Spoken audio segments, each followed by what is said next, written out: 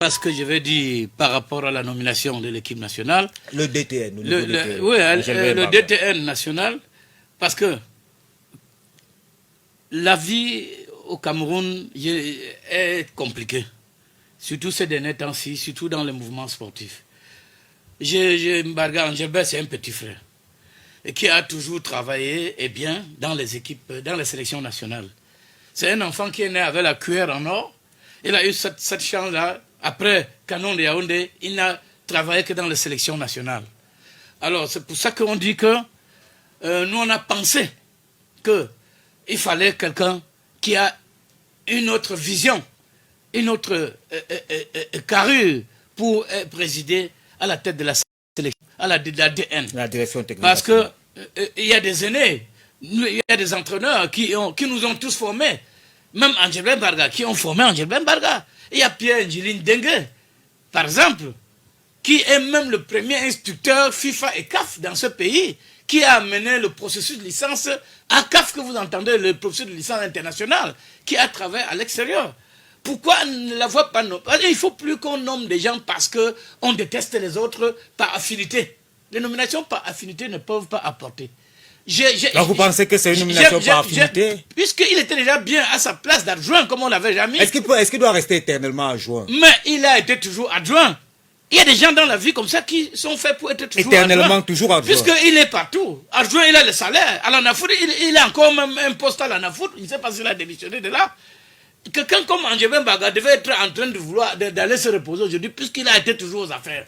Nous autres qui sommes des entraîneurs, qui sommes en chômage technique à vie, on va travailler quand si c'est les mêmes qu'on prend ici, les mêmes qui sont là partout. C'est quoi le problème, coach? Est-ce que c'est le problème de... Est-ce qu'il n'a pas les compétences? Mais c'est le problème de lobbying, c'est le problème de... Donc pour vous, c'est une question de lobbying. Mais il faut avoir des affinités avec quelqu'un. Je n'ai pas dit qu'il... Vous mettez de côté son CV? Mais son CV dit quoi? Dites-moi ce qu'il a déjà remporté. Il est champion olympique. Il est champion olympique. Il était quoi comme champion olympique? Jean-Paul Akono était entraîneur. Oui. Hein? Et après ça, il a encore quoi? Il a encore gagné quoi? Dites-moi, vous avez vu son CV. C'est pour dire que le CV de quelqu'un, ce n'est pas parce qu'il a fait le plus grand nombre de clubs. En Europe, quand on parle d'un technicien, on veut évaluer le CV d'un technicien. On évalue, comme le Zidane, le nombre de Champions League qu'il a remporté, le nombre de trucs qu'il a remporté en tant que joueur. Voilà un CV qui parle d'elle-même. Mais quand vous voulez parler d'un CV, il y a des entraîneurs ici qui passent de club en club chaque année. C'est-à-dire une saison ne peut pas finir sans qu'il n'ait passé dans au moins 3 clubs et il est limogé de temps en temps dans chaque club. Vous n'allez pas me dire que celui-là, il a roulé sa botte dans telle équipe, c'est pour ça qu'il est nommé. Moi, je dis, il faut avoir des visions. Il faut savoir choisir les gens à la place qu'il faut. Angelbert Mbarga mérite d'être là-bas, mais à sa place d'adjoint, il devait être là et profiter de l'expertise d'un grand frère comme Djili. Éternellement adjoint. Vous dites qu'il devait être... Est-ce qu'il devait être éternellement adjoint? C'est la question. Mais j'ai dit pourquoi... Il est quand même là depuis 20 ans. Pourquoi on n'a pas nommé l'MJO directeur technique? Angelbert Mbarga, quand tu vois son âge, moi j'ai 60 ans. Est-ce que c'est une question d'âge? Mais c'est une question d'expérience aussi et d'âge. Moi, j'ai passé mon temps dans les structures de formation. Il faut avoir flirté avec le football. Angelbert Mbarga n'a jamais flirté avec le football à la base. Il a toujours été au haut niveau. Maintenant, il s'agit de disséquer. C'est-à-dire qu'il s'agit d'un hôpital. Quel est le profil? La direction technique, c'est l'hôpital. Quand il y a les malades, le football camerounais est malade. Quand tu es malade, tu dois aller dans un hôpital spécialisé, trouver des spécialistes. Coach Lemjo, quel est le profil d'un bon directeur technique national?